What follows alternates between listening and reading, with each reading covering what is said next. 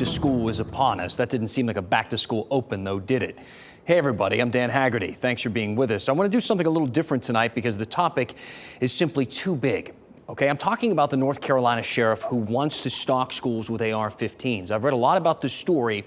There's so much, I think, that's being taken out of context and reported without enough information. So let's try to fix that. But I can't do that in 4 minutes or 8 minutes. Frankly, I think it would take an entire show. They're not going to give me that. So instead, let's break it down throughout the week. Every night we'll continue the discussion, and hopefully you can add to it as we go along and move forward. As always, you can email me at dan@WRAL.com or find me on social media, Facebook, Instagram, Twitter, that sort of thing. Just search Dan Haggerty. With that, let's get right to the plan from Madison County Sheriff Buddy Harwood. He went on Facebook and he laid the whole thing out.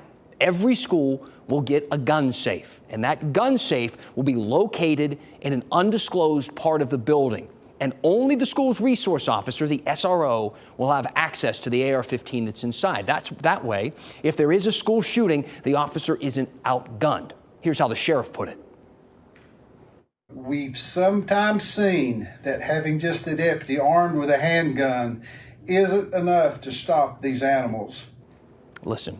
Even if you don't know a ton about guns, I'm sure you've been paying attention to the discussion around assault-style rifles. They're stronger, they're deadlier, they hold more bullets than what police carry on their belt. Their service weapon, that Glock or Beretta or SIG, is simply no match for an AR-style weapon in a shootout. It's like a house cat versus a lion, if both could kill you. And that's what parents are worried about, right? Someone hurting, or God forbid, killing their kid at school.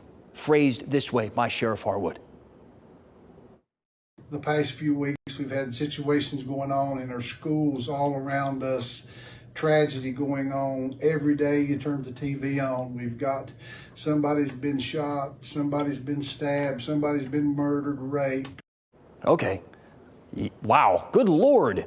I'll admit the news does tend to be filled with bad news on a pretty regular basis. And when it comes to schools, I understand the fear.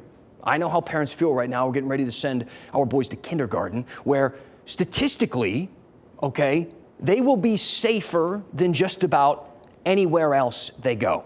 The CDC has looked into this. They've studied it. And with homicides as the second leading cause of death behind accidents for young people ages 5 to 18, school is basically a refuge compared to being at home or out in the community, where roughly 98% of the bad stuff happens. The study found that less than 2% of these homicides occur on school grounds, on the way to from school or at or on the way to or from a school-sponsored event. Now, if you're thinking 2% still seems like a pretty big number, that's fair. But when it comes to your kids being stabbed, shot, murdered, or raped, my God, school is where it's least likely to happen statistically, and that includes mass shootings and other incidents involving assault rifles. So, based on that rationale, should we put AR-15 safes all over town, where the threat is technically greater, so police always have one nearby? Think of it that way. And I want to hear what you have to say on this topic. Email me at dan@WRAL.com. What questions do you have? And I realize there is still so much to talk about here, like this soundbite, for instance, that I heard from a doctor in education from UNC that ran at the time without any follow-up context. I thought it was a joke.